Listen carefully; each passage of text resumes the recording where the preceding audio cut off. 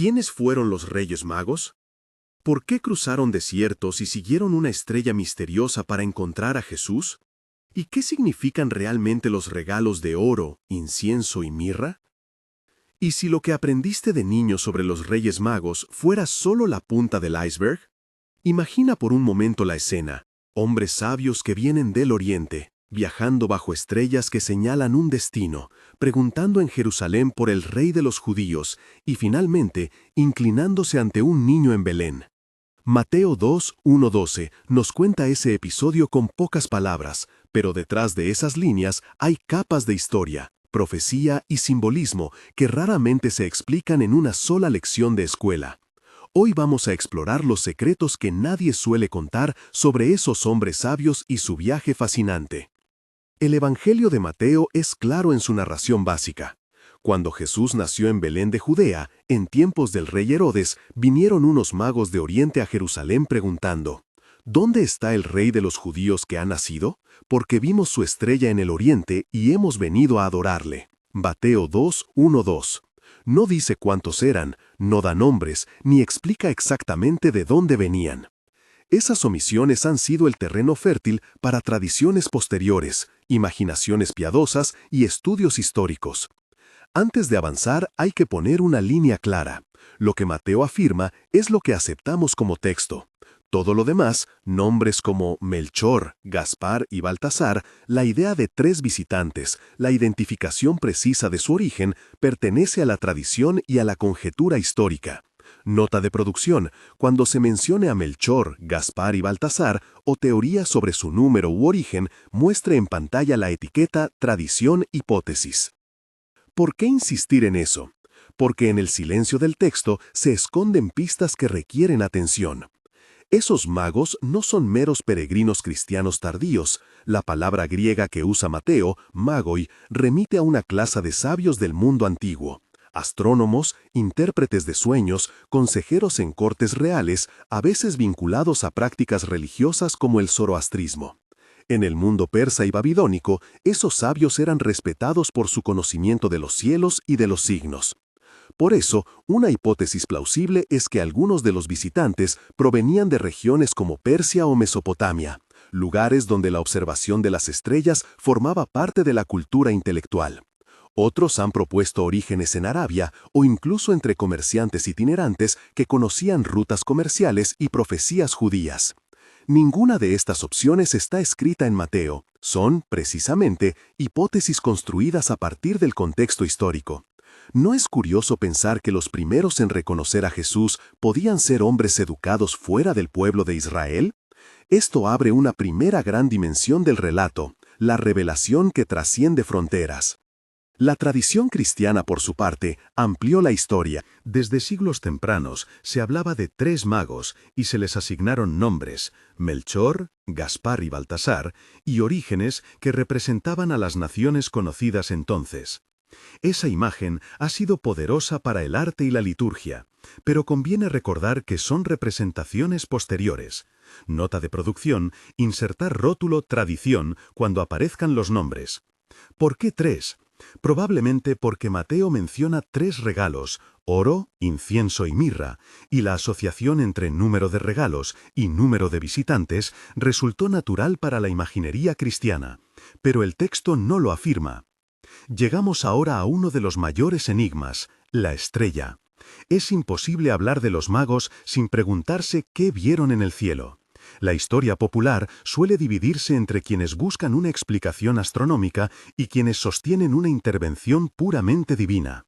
Entre las explicaciones científicas propuestas figuran la conjunción planetaria, por ejemplo, Júpiter y Saturno alineándose, el paso de un cometa, una nova o supernova observable, o incluso una rara alineación de astros que captó la atención de observadores expertos. Estas hipótesis tienen sus atractivos, explican cómo hombres expertos en astronomía hubieran leído un signo celeste auspicioso. No obstante, las teorías astronómicas son eso, teorías.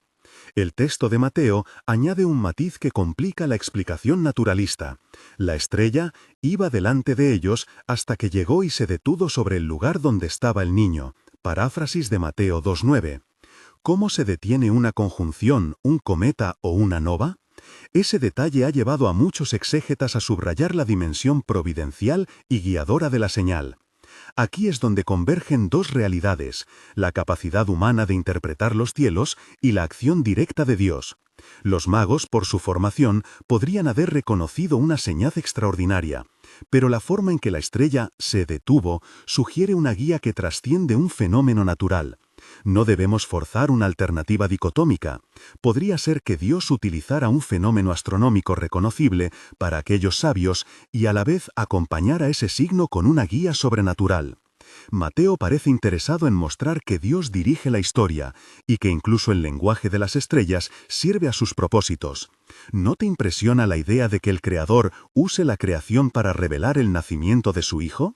Si la estrella apuntaba a la identidad del niño, los regalos pronunciaron esa identidad en 3 palabras simbólicas. El oro ha sido leído casi universalmente, como símbolo de realeza, se ofrece a un rey. El incienso, usado en el culto, en el templo y en la adoración, ha sido interpretado como reconocimiento de la divinidad o de la función sacerdotal. Y la mirra, un ungüento empleado tanto para embalsamar como para usos medicinales, se ha vinculado con la anticipación del sufrimiento y la muerte, la humanidad que padece y, finalmente, el sacrificio redentor. Estas lecturas encuentran eco en los profetas. Por ejemplo, Isaías anuncia la figura de un príncipe que traerá justicia, Isaías 9, y el siervo que sufre y es herido por nuestras transgresiones, Isaías 53. Los regalos, entonces, no son meros presentes exóticos, son declaraciones teológicas en forma de obsequio, rey, culto y sacrificio. Aun si los magos no leían todo el panorama teológico del Antiguo Testamento, su reverente gesto proclamó públicamente una verdad esencial sobre Jesús. Pero el relato no es solo de luz y adoración, introduce la sombra del poder humano. Al llegar los magos a Jerusalén y preguntar por el Rey de los Judíos, la reacción no fue de júbilo general, sino de inquietud en la corte. Herodes, al enterarse, se siente amenazado. Mateo cuenta cómo convoca a los principales sacerdotes y escribas para preguntar dónde debía nacer el Cristo, y ellos citan la profecía de Belén. Entonces Herodes, con apariencia de interés, pide a los magos que le informen cuándo encuentren al niño, pero su intención es ocultamente homicida. La mensaje culmina con la orden de matar a los niños menores de 2 años en Belén y sus alrededores, la conocida Matanza de los Inocentes, un episodio que Mateo relaciona con cumplimientos proféticos y con el dolor humano. Y se cumplió lo dicho por el profeta Jeremías: voz en Ramá se oyó, lamentación y gran llanto, Raquel llora a sus hijos. Mateo 2:17-18, referencia a Jeremías 31:15. Tratar este pasaje exige sensibilidad. No es una línea más en la narrativa, es un recordatorio de que el anuncio de la salvación provoca a veces una reacción violenta en los poderes establecidos. Herodes representa la lógica del reino que se siente en peligro frente a la llegada de un reino distinto. En contraste con la malicia de Herodes, Mateo subraya la providencia divina. Sueños advierten a los magos de no regresar a Herodes, Mateo 2:12, y al mismo tiempo un ángel instruye a José en sueños para que huya a Egipto con María y el niño, Mateo 2:13. Es notable la simetría. Dios protege al niño inocente, guía a los buscadores gentiles y usa incluso las artimañas humanas para llevar a cabo propósitos mayores. Al mencionar la huida a Egipto, Mateo evoca la historia de Israel y la figura de Israel como hijo que fue a Egipto y desde allí fue llamado a salir. Además, cita la profecía: de Egipto llamé a mi hijo, Oseas 11:1, para subrayar el cumplimiento en Jesús. La combinación de sueños y cumplimiento profético crea una red teológica. Lo que parecía un episodio familiar, un niño en peligro, se integra en la trama salvífica anunciada por los profetas. También hay una tensión literaria en la manera en que Mateo usa antiguas voces para leer los hechos presentes. Cuando se cita a Balaam, ese profeta no israelita que pronunció palabras mesiánicas en Números 24:17, se levantará estrella de Jacob, se establece una continuidad sorprendente. Desde distintos sectores del mundo antiguo surgieron voces que, de algún modo, apuntaban a la llegada de una luz. Daniel, por su parte, con su experiencia en corte de reyes y en interpretación de sueños, es un puente cultural entre las cortes mesopotámicas y la sabiduría que interpretaba los signos. No es descabellado pensar que personas formadas en tradiciones como la de Daniel y las escuelas de sabiduría del Oriente se sintieran llamadas por señales celestes y por antiguas expectativas mesiánicas. De nuevo, recordemos la diferencia entre lo que el texto afirma y lo que reconstruimos a partir de contexto histórico. Volvamos al viaje. Imagina el desierto, largos días de marcha, jornadas de incertidumbre, la disciplina de la observación astronómica nocturna, las tensiones entre seguir una luz y las dudas que surgirían cuando esa luz se detuviera sobre un humilde hogar en Belén en lugar de sobre un palacio. ¿Qué animales vieron? ¿Qué preguntas cruzaron sus mentes? Mateo no responde, y sin embargo su silencio obliga al lector a contemplar la escena, la gloria que no se acomoda a expectativas humanas. Esa inversión de expectativas es uno de los secretos que el autor propone.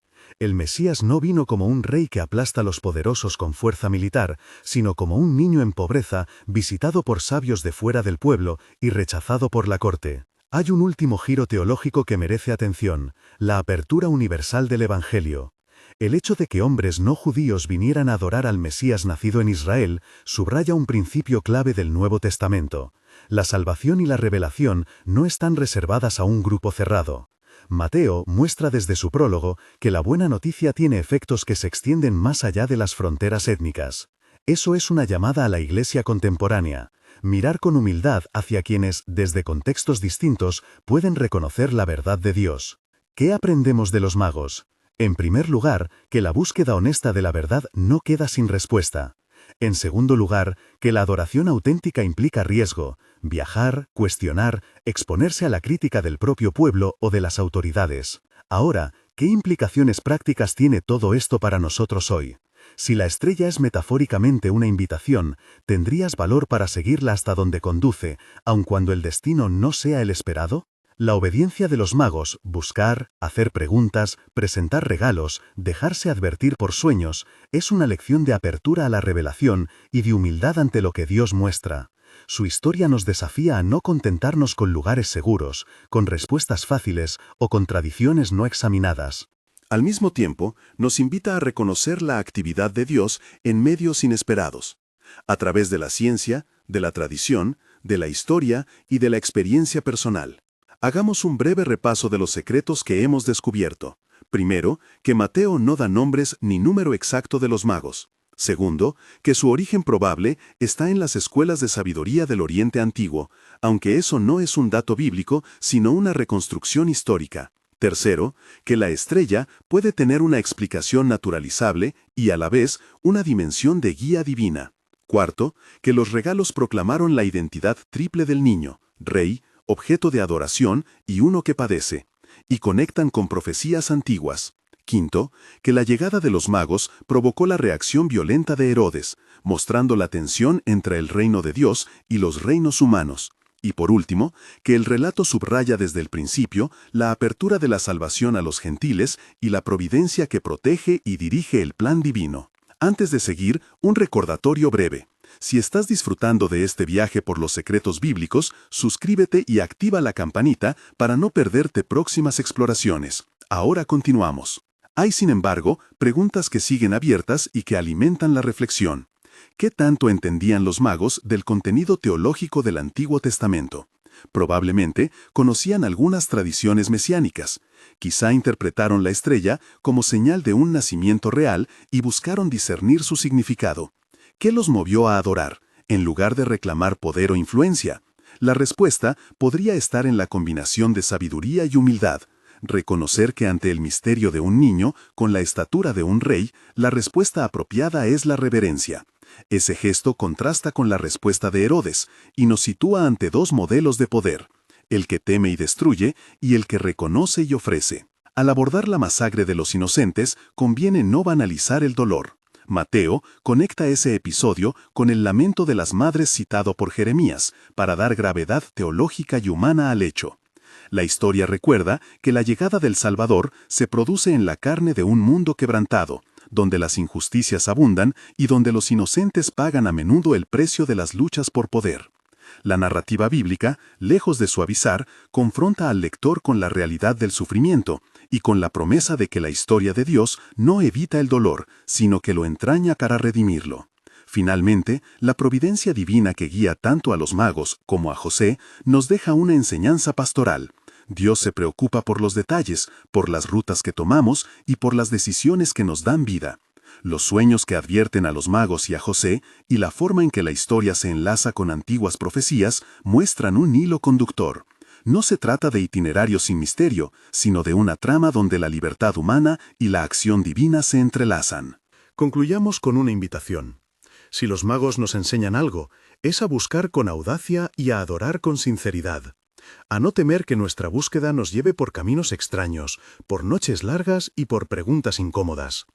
La escena de Belén nos recuerda que Dios se revela también a quienes vienen de afuera, a los sabios y a los humildes, y que la respuesta ante esa revelación es siempre la adoración. ¿Estarías dispuesto a seguir una luz que te saque de tus seguridades? Para terminar, repito los secretos que hemos desenterrado. Mateo 2 no nos dice nombres ni número. Los magos representan una tradición de sabiduría oriental más que un grupo definido por el Evangelio. La estrella tiene lecturas científicas posibles y a la vez una dimensión de guía divina. Los regalos son declaraciones teológicas sobre la identidad de Jesús. La reacción de Herodes nos recuerda la violencia del poder, y la providencia divina muestra la apertura del mensaje a los gentiles. Si uno de estos descubrimientos te ha sorprendido, dime cuál en los comentarios y comparte este vídeo con alguien que celebre la Navidad o que disfrute de la historia bíblica. Gracias por acompañarme en este viaje al corazón de uno de los episodios más fascinantes del Evangelio.